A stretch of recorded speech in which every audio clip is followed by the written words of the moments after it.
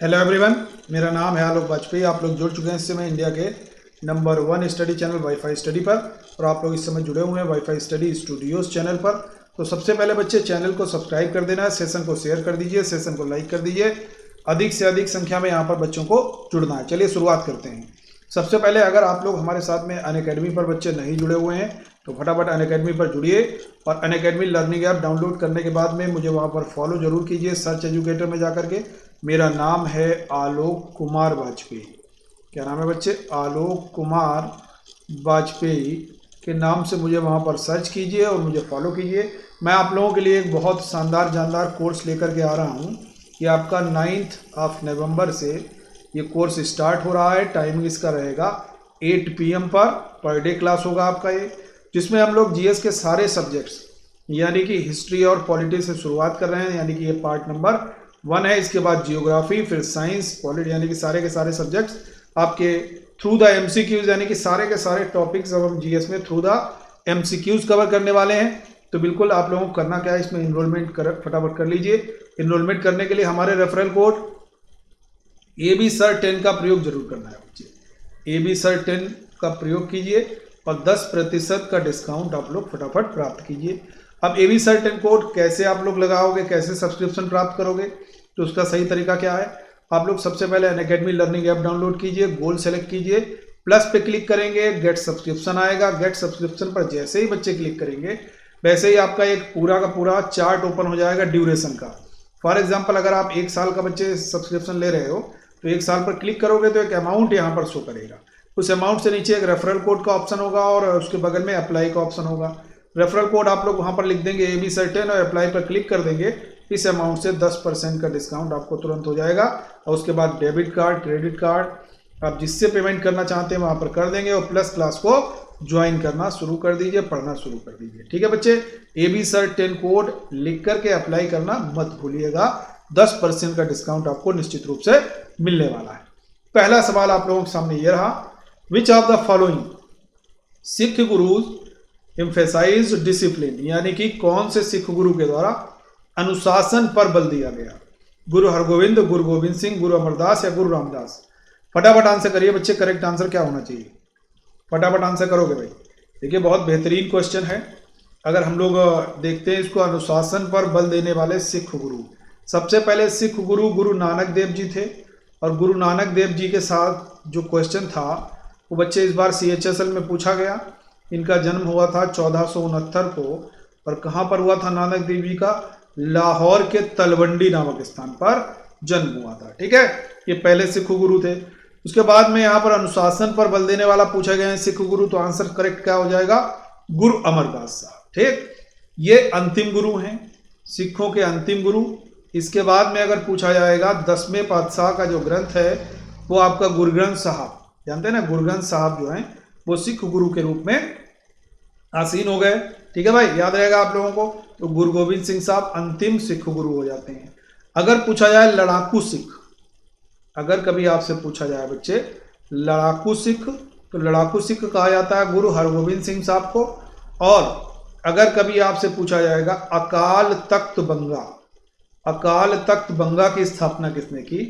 तो गुरु हरगोविंद सिंह साहब ने की। ठीक है, अमृतसर शहर का निर्माण किसके द्वारा कराया गया? अमृतसर शहर, ये निर्माण गुरु रामदास जी के द्वारा कराया गया। तो याद रहना चाहिए, अनुशासन पर बल देने वाले सिख गुरु कौन थे? गुरु अमरदास थे। अगर कभी क्वेश्चन आपका एग्जाम में आ जाए कि भाई सिखों की मिसलें कितनी थी, तो सिखों की मिसलें हैं बच्चे 12, ये जरूर याद रखिए चाहिए। और एक सवाल अक्सर पूछा जाता है, महाराजा रणजीत सिंह किस सिख मिसल के थे? तो याद रखना है आपको, रणजीत सिंह सुकेर चकिया मिसल के थे। किसके थे? मैं यहाँ पर लिखे दे रहा हूँ, सुकेर चकिया मिसल के थे महाराजा रणजीत सिंह। ठीक है, चलिए क्वेश्चन नंबर नेक्स्ट पर आते हैं। जहांपना नगर का निर्माण किसके द्वारा कराया गया? फटाफट आंसर करिए भाई। गयासुद्दीन तुगलक, या MBT मोहम्मद बिन तुगलक, या फिरोज शाह तुगलक, या अलाउद्दीन खिलजी? देखिए जहांपना नगर पूछा गया है तो बहुत आसान इसका आंसर है, इसका आंसर हो जाएगा MBT। अब अगर कभी मान लीजिए तुगलकाबाद पूछा जाता, अगर कभी आपसे तुगलकाबाद पूछा जाता बच्चे, तो आप निश्चित रूप से कहते तुगलकाबाद गयासुद्दीन तुगलक के द्वारा स्थापित किया गया। गयासुद्दीन तुगलक का वास्तविक नाम हम लोग जानते हैं गाजी मलिक है। क्या है भाई, गाजी मलिक नाम हो जाता है। फिरोज शाह तुगलक दिल्ली सल्तनत का आदर्श सुल्तान है। दिल्ली सल्तनत का आदर्श सुल्तान अगर पूछा जाएगा तो बच्चे फिरोज शाह तुगलक का नाम आता है। क्लियर है। अलाउद्दीन खिलजी का वास्तविक नाम अगर कभी पूछा जाएगा तो बच्चे अली गुरसास्प हो जाएगा। अली गुरसास्प अलाउद्दीन खिलजी का वास्तविक नाम हो जाएगा। और मोहम्मद बिन तुगलक का जो वास्तविक नाम है ये जौना खान है। ठीक है भाई, याद रहेगा। चलिए आगे बढ़ते हैं। Question number next. नीरी स्थित है कहाँ? नागपुर, मुंबई, चेन्नई, बेंगलुरु। फटाफट आंसर करिए, नीरी कहाँ स्थित है। सबसे पहले तो बच्चे देखो, नीरी का फुल फॉर्म हमको पता होना जरूरी है। नीरी का फुल फॉर्म है national environment engineering research institute, केंद्रीय पर्यावरण अभियांत्रिकी शोध संस्थान। ये इसका फुल फॉर्म हुआ। हिंदी और अंग्रेजी दोनों में मैंने बता दिया। ठीक है। ये बच्चे स्थित है आपका नागपुर में। कहां पर स्थित है? नागपुर में। नागपुर को हम लोग संतरा नगरी बोलते हैं। क्या बोलते हैं? संतरा नगरी बोलते हैं। नागपुर के एयरपोर्ट का नाम है बाबा साहब अम्बेडकर। ये भी आपको याद होना चाहिए, बाबा साहब अम्बेडकर। मुंबई की बात करते हैं, भारत की आर्थिक राजधानी है। आर्थिक राजधानी है। गेटवे ऑफ इंडिया है, जिसको जॉर्ज विटेट ने बनवाया था। किसने बनवाया था? जॉर्ज विटेट ने बनवाया था। मुंबई में बच्चे एसबीआई का हेडक्वार्टर है। मुंबई में नाबार्ड का हेडक्वार्टर है। मुंबई में आरबीआई का हेडक्वार्टर है। मुंबई में आईसीआईसीआई का हेडक्वार्टर है। मुंबई में एक्सिम बैंक का हेडक्वार्टर है। यानी लगभग हेडक्वार्टर आपके मुंबई में स्थित है। ठीक है। चेन्नई की बात करेंगे, इसको भारत का डेट्रॉइट बोलते हैं। क्या बोलते हैं? भारत का डेट्रॉइट बोलते हैं। मरीना बीच भी बच्चे चेन्नई में है। और मद्रास से चेन्नई नाम रखा गया था 1996 में। क्लियर है। बेंगलुरु की बात करते हैं, इसका नाम पहले बेंगलोर था और ये बड़ा चर्चा का रहा है क्योंकि कैंपेगौड़ा के कारण। ये कैंपेगौड़ा एक व्यक्ति का नाम था।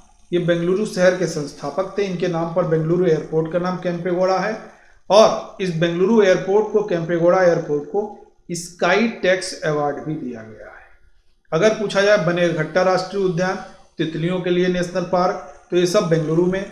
एशिया का एकमात्र निमहंस हॉस्पिटल, ये भी बेंगलुरु में। इसरो का हेडक्वार्टर बच्चे कहाँ पर? बेंगलुरु में। प्राणवायु कार्यक्रम कहाँ शुरू किया गया था? तो ये भी आपका बेंगलुरु में शुरू किया गया था। तो ये सारी की सारी जानकारी आपकी यहाँ पर हो जाती है बच्चे। क्लियर है। चलिए क्वेश्चन नंबर नेक्स्ट की तरफ मूव करते हैं। निम्नलिखित में से कौन बेमेल है? अब देखो यहाँ पर दिल्ली, जम्मू एंड कश्मीर, पुदुचेरी और अंडमान निकोबार। बड़ा बढ़िया सवाल है। और ये basically lieutenant governor and administrator, और एक तरफ दिए गए हैं स्टेट्स यानी कि यूनियन टेरिटरी, और दूसरी तरफ लेफ्टिनेंट गवर्नर एंड एडमिनिस्ट्रेटर यानी कि उपराज्यपाल और प्रशासक दिए गए हैं। आपको बताना है कौन सा मिसमैच है।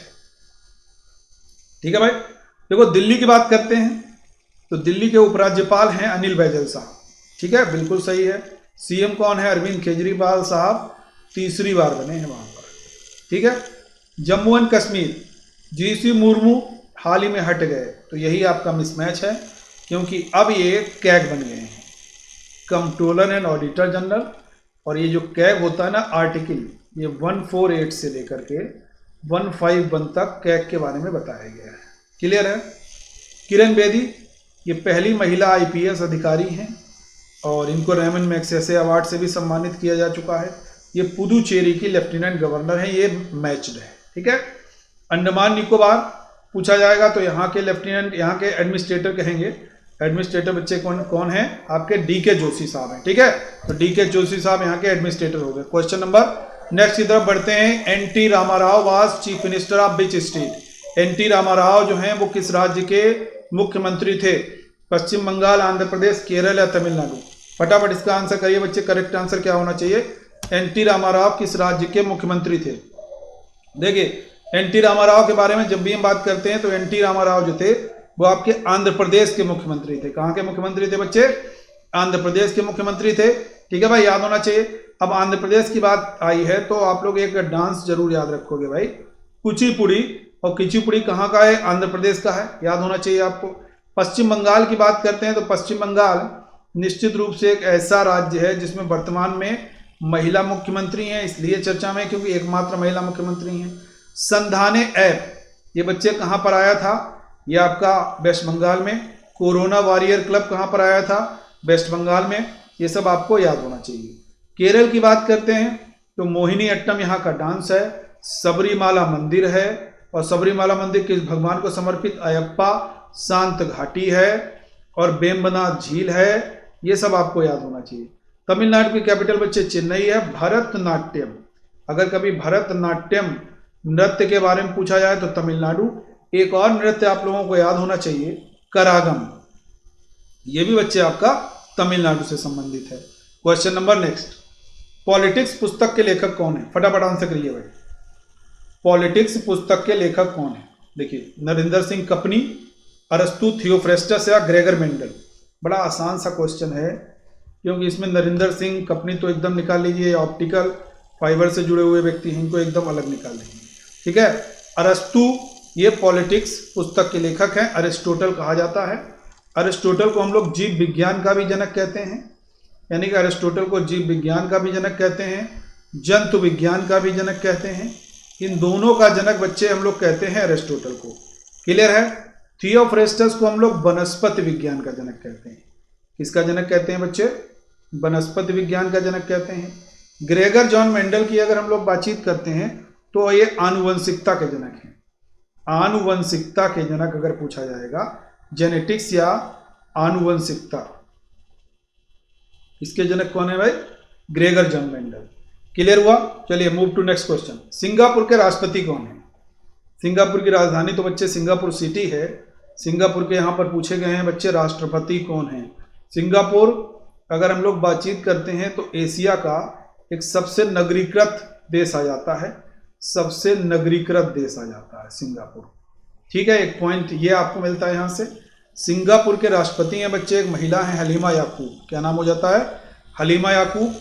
ली सिंग लूंग ये बच्चे यहाँ के प्रधानमंत्री हैं सिंगापुर के, ठीक है। ये सिंगापुर के प्रधानमंत्री हैं। आगे बढ़ते हैं। दिलकुशा कोठी किस स्थान पर स्थित है और किस स्थान पर प्रसिद्ध है, ये भी आपको बताना है। दिल्ली, मुंबई, लखनऊ या कोई नहीं। फटाफट आंसर करोगे बच्चे। करेक्ट आंसर क्या होना चाहिए, जल्दी से आंसर करिए। दिलकुशा कोठी, देखो बच्चे दिलकुशा कोठी की अगर कभी भी हम लोग बातचीत करते हैं तो दिलकुशा कोठी आपकी लखनऊ में है। कहाँ है, लखनऊ में। अब लखनऊ की बात आई है तो सारे क्वेश्चन देखो अभी तैयार हो जाते हैं। गोमती नदी के किनारे स्थित है। सेंट्रल ड्रग रिसर्च इंस्टीट्यूट स्थित है। नेशनल बॉटनिकल रिसर्च इंस्टीट्यूट स्थित है। अटल बिहारी वाजपेयी कान्हा स्टेडियम स्थित है, ठीक है। याद रहेगा आपको ये, क्लियर है। चलिए इसके अलावा हेल्थ एटीएम लगाया गया है यहाँ पर डीएनए बैंक है। ये सब आपके महत्वपूर्ण लखनऊ से सवाल बन सकते हैं। मुंबई आर्थिक राजधानी गेराल्ड लोंगियार ने स्थापित किया। दिल्ली की बात करेंगे, यहाँ से भी 69 अमेंडमेंट से बच्चे एनसीआर बना, नेशनल कैपिटल रीजन। इसके अलावा नदी कौन सी है, यमुना। किसने स्थापित किया, तोमरों ने, अनंगपाल तोमर के द्वारा स्थापित किया गया, ठीक है भाई। क्लियर हो जाएगा। हाल ही में डीआरडीओ ने एक कोविड-19 स्पेशल हॉस्पिटल बनाया। 1000 बेड कैपेसिटी का केवल 20 दिन में बना करके खड़ा कर दिया। क्लियर हुआ भाई। चलिए आगे बढ़ते हैं। Question number next. Sunil Arora ये सीईसी हैं। सीईसी का मतलब चीफ इलेक्शन कमिश्नर है, मुख्य निर्वाचन आयुक्त। अब इलेक्शन कमीशन की बात आई है तो आर्टिकल तो बच्चे जान ही लीजिए, आर्टिकल नंबर 324 में इलेक्शन कमीशन है और सीईसी हैं वर्तमान में सुनील अरोड़ा साहब। सुनील अरोड़ा यानी कि सीईसी की नियुक्ति कौन करता है, प्रेसिडेंट। लेकिन 2 अन्य ईसी भी होते हैं, इलेक्शन कमिश्नर्स भी होते हैं, इनकी नियुक्ति भी राष्ट्रपति करता है on the recommendation of CEC, यानी कि सीईसी की अनुशंसा पर बाकी 2 निर्वाचन आयुक्तों की नियुक्ति भी राष्ट्रपति करता है और सीईसी की नियुक्ति सीधे राष्ट्रपति करता है। इतनी बात समझ में आ गई। आर्टिकल नंबर 324 में निर्वाचन आयोग का वर्णन किया गया है। सुनील अरोड़ा मुख्य निर्वाचन आयुक्त हैं, वे 23वें नंबर के, कितने बच्चे, 23वें नंबर के ये मुख्य निर्वाचन आयुक्त हैं।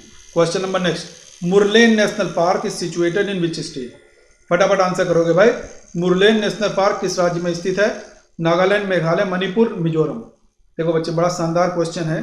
नागालैंड की अगर हम लोग बातचीत करते हैं तो इसकी राजभाषा कौन सी हो जाती है बच्चे, अंग्रेजी हो जाती है।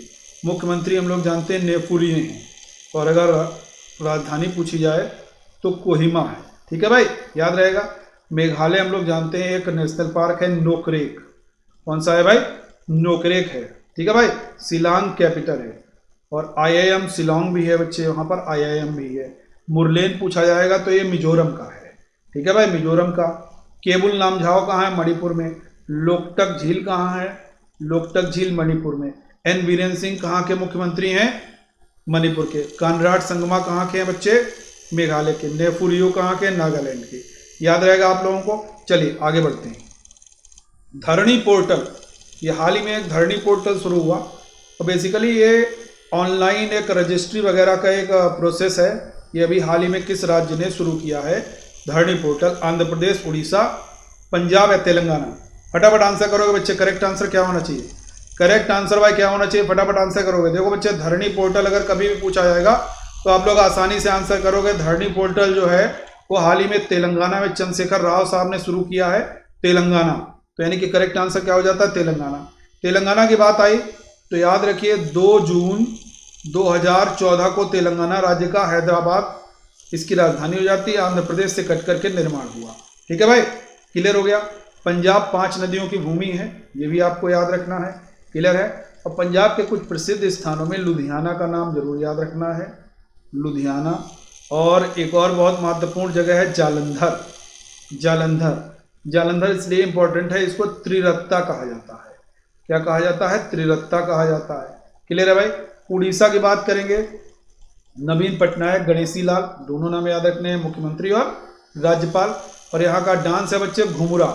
घुमुरा नृत्य जरूर याद रखना है। क्लियर है। आंध्र प्रदेश का नृत्य अभी हमने बताया था कुचिपुड़ी है। चलिए आगे बढ़ते हैं। क्वेश्चन नंबर नेक्स्ट, महावीर हरिना वन स्थलीय राष्ट्रीय उद्यान, ये बच्चे किस राज्य में स्थित है? फटाफट आंसर करोगे। महावीर हरिना, फटाफट आंसर करोगे भाई। महावीर हरिना बच्चे, देखो भाई, महावीर हरिना पूछा जाएगा तो इसका करेक्ट आंसर क्या हो जाएगा बच्चे? तेलंगाना। क्या हो जाएगा? तेलंगाना जो है वो महावीर हरिना राष्ट्रीय उद्यान तेलंगाना में स्थित है। याद रखना है आपको। चलिए आगे बढ़ते हैं। तूफान जेट्टा अभी आया था, और इससे कौन सा देश प्रभावित हुआ है? फटाफट आंसर करोगे। रसिया, इंडिया, USA या ऑस्ट्रेलिया? देखिए, जेट्टा तूफान आया था, हम लोग जानते हैं। और जो जेट्टा तूफान है, इससे जो सेंट लुसियाना वाला जो एरिया है, सेंट लुसियाना वाला ये एरिया बच्चे प्रभावित हुआ है, हम लोग जानते हैं। और ये प्रभावित क्षेत्र देश कौन सा हो जाएगा? USA हो जाएगा। USA में डेमोक्रेटिक पार्टी की उपराष्ट्रपति पद की उम्मीदवार भारतीय मूल की कमला हैरिस को बनाया गया है। ठीक है, ये आपको याद रखना है। क्लियर है। माइक पेंस यहाँ पर उपराष्ट्रपति हैं, डोनाल्ड ट्रंप रिपब्लिकन पार्टी के हैं, वो राष्ट्रपति हैं। क्लियर है। ऑस्ट्रेलिया की बात करेंगे, एक महाद्वीप भी है, एक देश भी है। ऑस्ट्रेलिया की सबसे बड़ी नदी बच्चे मर्रे है, याद रखना है। ऑस्ट्रेलिया में सबसे बड़ी विश्व की मूंगे से निर्मित चट्टान है, ये भी याद रखना है। क्लियर है भाई।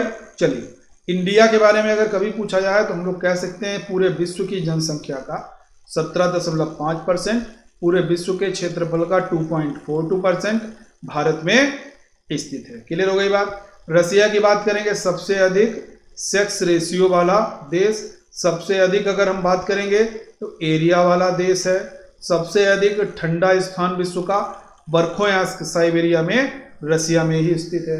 रसिया के राष्ट्रपति व्लादिमीर पुतिन 2036 तक वहां के राष्ट्रपति बने रहेंगे, ये भी अभी हाल ही में करंट में चर्चा में रहा था। क्वेश्चन नंबर नेक्स्ट, थर्मामीटर में किस गैस का उपयोग किया जाता है? फटाफट आंसर करोगे। थर्मामीटर में किस गैस का उपयोग किया जाता है? नाइट्रस ऑक्साइड, N2O, इसको हम लोग लाफिंग गैस बोलते हैं, ये बिल्कुल नहीं होगा। एथेनॉल या एथनेथिल बोलते हैं, ये भी नहीं होगा। क्लोरोफॉर्म CHCl3 बोलते हैं, सिम्पसन और हैरिसन ने खोज की थी, ये भी नहीं होगा। करेक्ट आंसर क्या है? नाइट्रोजन। और नाइट्रोजन हम लोग जानते हैं हमारे एटमॉस्फेयर में 78% होती है, तो थर्मामीटर में नाइट्रोजन होती है। और अगर कभी आपसे पूछा जाए NH2 CONH2 में कितने परसेंट होती है, यानी कि यूरिया में, तो यूरिया में बच्चे 46% होती है। लिखा रहता है ना, जब हम लोग urea NPK, nitrogen, phosphorus, potassium लिखा होता है ना, और लिखा रहता है खाद की बोरी के ऊपर कितने परसेंट है, तो ये 46% होती है। और थर्मामीटर में भी नाइट्रोजन होती है। अगला सवाल, who among the following got the first Nobel prize in physics, यानी कि भौतिक के क्षेत्र में नोबेल प्राइज, पहला नोबेल प्राइज किसको मिलता है? क्या रॉन्टजन को, आइंस्टाइन साहब को, सीवी रमन या हेनरिक लॉरेंट्ज? बहुत बढ़िया सवाल है। नोबेल प्राइज बच्चे 1901 में शुरू हुए और 1901 में भौतिक क्षेत्र में ये एक्सरे के आविष्कारक, एक्सरे के खोजकर्ता रॉन्टजन साहब को दिया गया। किसको दिया गया? रॉन्टजन साहब को। ठीक है, ये पॉइंट आपको याद होना चाहिए। सीवी रमन का जरूर याद रखना भाई, 1930 में इनको दिया जाता है, चंद्रशेखर वेंकट रमन साहब को। और भारत में सबसे पहला भारतीय को तो 1913 में रविन्द्रनाथ टैगोर साहब को, साहित्य के क्षेत्र का। इनको बच्चे ये भौतिक के क्षेत्र का दिया जाता है। क्वेश्चन नंबर नेक्स्ट, भारतीय सिविल सेवा शुरू करने का अधिकार किसे है? राज्यसभा, लोकसभा, संसद, राष्ट्रपति? भारतीय सिविल सेवा शुरू करने का अधिकार किसे है? बहुत बेहतरीन क्वेश्चन है। देखो, जब भी हम लोग सिविल सेवा की बात करते हैं तो ऑल इंडिया सर्विस की बात करते हैं, आर्टिकल नंबर 312 की बात करते हैं। आर्टिकल 312 से Rajya Sabha all India service, Akhil Bharatiya सेवाओं का सृजन करती है। तो आंसर क्या हो जाएगा? अगर मान लीजिए यहाँ पर भारतीय सिविल सेवा के अलावा लिखा हो ऑल इंडिया सर्विस, तब भी आपका यही होगा आंसर। राज्यसभा प्रश्न का सही उत्तर हो जाता है। राज्यसभा का आर्टिकल पूछा जाए तो आर्टिकल नंबर 80 होता है। राज्यसभा में कितने अधिकतम सदस्य हो सकते हैं? 250। How? 238 elected and 12 members nominated by president of India. ये जो 12 मेंबर्स का कॉन्सेप्ट है ये आयरलैंड के संविधान से लिया गया, यानी कि राष्ट्रपति आर्टिकल नंबर 80 के पार्ट नंबर 3 से 12 सदस्यों को राष्ट्रपति राज्यसभा में मनोनीत करता है। क्लियर है? लोकसभा का आर्टिकल की बात करेंगे तो 81 है। लोकसभा अध्यक्ष कौन है? ओम बिरला, जिनका लोकसभा क्षेत्र है कोटा बूंदी। ठीक है। संसद पूछा जाएगा, पार्लियामेंट, तो आर्टिकल नंबर 79 में। राष्ट्रपति पूछा जाएगा आर्टिकल नंबर 52 में। क्लियर है? चलिए आगे बढ़ते हैं। राज्य के महाधिवक्ता की अवधि के लिए कितनी अवधि के लिए चुना जाता है, नियुक्त होता है? 5 वर्ष, 6 वर्ष या 5/70, जो भी पहले हो। फटाफट आंसर करोगे भाई। करेक्ट आंसर क्या होगा? महाधिवक्ता की बात की गई, एडवोकेट जनरल। एडवोकेट जनरल की बात की गई तो आर्टिकल नंबर 165 याद रखोगे भाई। ठीक है। जिस तरीके से केंद्र में अटॉर्नी जनरल होता है, ठीक उसी तरीके से राज्य में एडवोकेट जनरल होता है। ठीक है। अटॉर्नी जनरल 76 आर्टिकल में है। क्लियर है? अटॉर्नी जनरल का भी कोई टेन्योर फिक्स नहीं होता है और राज्य के महाधिवक्ता का भी टेन्योर कोई फिक्स नहीं होता है। अब इनके बारे में जान लेते हैं। देखो, महाधिवक्ता की नियुक्ति कौन करेगा? राज्यपाल। ऐसा व्यक्ति होना चाहिए जो उच्च न्यायालय का न्यायाधीश नियुक्त होने योग्य हो। ठीक है। महाधिवक्ता का कार्यकाल संविधान द्वारा निर्धारित नहीं, गवर्नर के, राज्यपाल के प्रसाद पर्यंत पद धारण करेगा और संविधान महाधिवक्ता की नियुक्ति और हटाने की प्रक्रिया को भी प्रदान नहीं करता है। भूतापीय ऊर्जा का स्रोत क्या है? अगला सवाल यही है। आंसर करिए बच्चे। भूतापीय ऊर्जा का स्रोत क्या है? फटाफट आंसर करोगे। देखिए, भूतापीय ऊर्जा का स्रोत अगर कभी पूछा जाएगा तो सही आंसर क्या हो जाएगा? अर्थ। पृथ्वी भूतापीय ऊर्जा का प्रमुख स्रोत है। आगे बढ़ते हैं। UNIDO, United Nations Industrial Development Organization अगर पूछा जाएगा, यूनिडो का हेडक्वार्टर, तो सही आंसर बच्चे क्या हो जाएगा?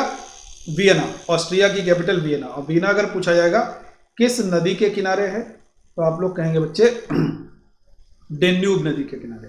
रोम, इटली कैपिटल हम लोग जानते हैं, और रोम अगर पूछा जाएगा तो ये टाइबर नदी के किनारे। किस पहाड़ी पर स्थित है अगर पूछा जाएगा रोम, तो पैलेटाइन पहाड़ी पर। किस पहाड़ी पर बच्चे? पैलेटाइन पहाड़ी पर स्थित है। न्यूयॉर्क के हडसन नदी के किनारे स्थित है। हडसन नदी के किनारे न्यूयॉर्क स्थित है। और यूएनओ का हेडक्वार्टर पूछा जाएगा तो ये न्यूयॉर्क में है। ठीक है भाई। अमेरिका की राजधानी वाशिंगटन डीसी, डीसी का मतलब डिस्ट्रिक्ट ऑफ कोलंबिया। वाशिंगटन बच्चे ये पोटोमैक नदी के किनारे स्थित है। किसके किनारे?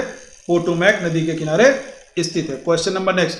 उपराष्ट्रपति का पद किस देश के संविधान से लिया गया है? उपराष्ट्रपति का पद बच्चे अमेरिका के संविधान से लिया गया है। ठीक है। रूस से बच्चे लिया गया फंडामेंटल ड्यूटी यानी कि मौलिक कर्तव्य लिए गए। ठीक है। 1976 में ये शामिल किए गए। 51 का याद रखना है। ठीक है। और 4A याद रखना है। दोनों अमेरिका के संविधान से प्रेसिडेंट और वाइस प्रेसिडेंट दोनों का बच्चे कहां से पद लिया गया है? अमेरिका के संविधान से लिया गया है। याद रहना चाहिए आपको ये। फंडामेंटल राइट भी कहां से लिए गए? अमेरिका के संविधान से। इंपीचमेंट आर्टिकल नंबर 61 में जो है ये भी कहां से लिया गया?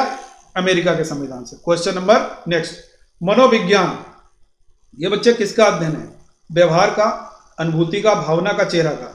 तो याद रखिएगा मनोविज्ञान में हमेशा व्यवहार का अध्ययन होता है, अनुभूति का भी होता है, इमोशंस का, लेकिन चेहरे का अध्ययन नहीं होता है मनोविज्ञान में। ये चीज याद रखिएगा, मनोविज्ञान में चेहरे का अध्ययन नहीं किया जाता है। क्वेश्चन नंबर नेक्स्ट, भारत में राष्ट्रीय भौतिक प्रयोगशाला ये कहाँ स्थित है? देखिए कलकत्ता में तो बच्चे स्थित नहीं है, ठीक है। सही आंसर क्या हो जाएगा इसका? नई दिल्ली में। अगर पूछा जाए DRDO तब भी आप कहोगे नई दिल्ली में है। अगर पूछा जाए राष्ट्रीय भौतिक प्रयोगशाला तब भी नई दिल्ली में है, ठीक है भाई। पुणे अगर पूछा जाएगा तो हम लोग जानते हैं बच्चे यहाँ पर 1932 में गांधी अम्बेडकर के बीच में पूना समझौता होता है। कलकत्ता के संस्थापक जॉब चार्नक हैं। कलकत्ता पूछा जाए किस नदी के किनारे स्थित है, तो आंसर बच्चे क्या हो जाएगा? हुगली नदी के किनारे स्थित है। क्वेश्चन नंबर नेक्स्ट, भारत के किस राष्ट्रपति को दूसरी वरीयता के वोटों से चुना गया था? ये बड़ा शानदार क्वेश्चन है और हम लोग कह सकते हैं कि भाई जिनको चुना गया था वो हैं आपके बरहा वेंकट गिरी साहब, दूसरे चरण की मतगणना से विजयी होने वाले। नीलम संजीव रेड्डी हम लोग कहेंगे निर्विरोध निर्वाचित होने वाले राष्ट्रपति थे, ठीक है भाई। और ये लोकसभा अध्यक्ष भी रहे हैं, ये लोकसभा अध्यक्ष भी बच्चे रहते हैं। हजरत ए आला उपाधि किसके द्वारा धारण की गई? देखो एक बंगाल के शासक होते हैं जिनका नाम होता है नुसरत शाह। नुसरत शाह, इनको पराजित करने के बाद में शेर शाह क्या करता है? हजरत ए आला की उपाधि लेता है। और शेर शाह का बचपन का क्या नाम है? फरीद है। फरीद के बाद शेर खां बनता है और चौसा के युद्ध के बाद शेर शाह बन जाता है। चित्रकला का स्वर्णकाल जहांगीर का काल, ठीक है, सलीम नाम है। हुमायूं के बारे में बात करेंगे, ज्योतिष में बहुत विश्वास करता था, सप्ताह में 7 दिन 7 रंग के कपड़े पहनता था। बाबर की बात करेंगे, इनकी ऑटोबायोग्राफी है बच्चे तुजू के बाबरी, जो कि आपकी तुर्की भाषा में है। क्लियर हो गया? चलिए ये आज के क्वेश्चन आपके यहाँ पर समाप्त हो गए। तो देखिए अब बच्चे आप लोग हमसे प्लस पर जरूर जुड़ेंगे। आपको करना क्या है, हमारे रेफरल कोड का प्रयोग कीजिए AB-SIR10 और फटाफट जल्दी से गेट सब्सक्रिप्शन पर जाइए, AB-SIR10 कोड लगाइए और 10% का डिस्काउंट लीजिए। हमारे प्लस क्लास से जरूर जुड़िए, जो कि क्लास हमारा course on history and polity, अभी बिल्कुल देर नहीं हुई है, 9 नवंबर से ये क्लास बच्चे स्टार्ट हो रहा है, ठीक है। टाइमिंग रहेगा 8 PM तक। फटाफट इसमें इनरोलमेंट कीजिए। रेफरल कोड लिख करके अप्लाई करना बिल्कुल नहीं भूलोगे, इससे आपको 10% का डिस्काउंट निश्चित रूप से मिलने वाला है, ठीक है। तो ये रही आज की क्लास। सेशन अच्छा लगा हो तो लाइक जरूर करिएगा, शेयर जरूर करिएगा और कमेंट जरूर करिएगा। चैनल को सब्सक्राइब करना बिल्कुल मत भूलिए। Thank you for watching. बढ़िया से रहिए, सावधान रहिए, सतर्क रहिए, सुरक्षित रहिए। Thank you.